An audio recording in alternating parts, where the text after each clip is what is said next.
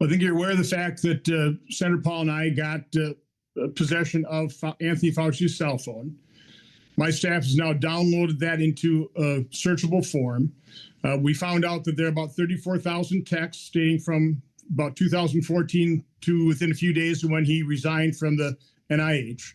522 voicemail messages, but we're going to go cooperatively through those. We're going to protect people's personal information, including Fauci's, just release the information relevant to public health policy. But it's odd in these text messages, they're all but three are just assigned to a phone number.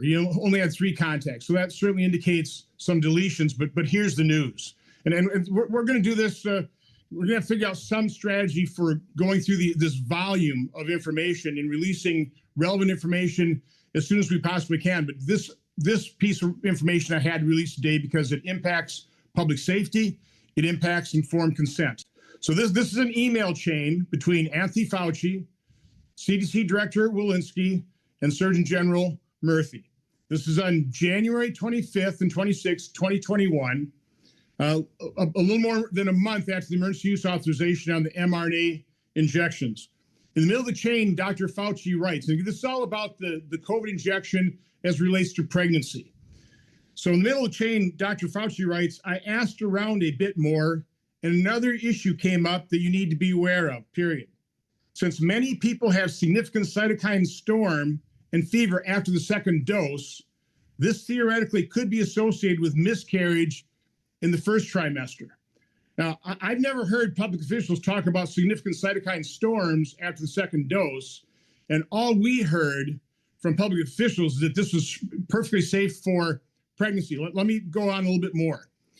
In June of 2021, Tom Shimabukuro, he was the man in charge of safety surveillance systems for CDC, published a grossly misleading paper in the New England Journal of Medicine, where they looked at 827 confirmed pregnancies. 700 of those pregnancies, the women got their COVID injection in the third trimester after 28 weeks. Of those 827, 104 suffered a spontaneous abortion or a miscarriage.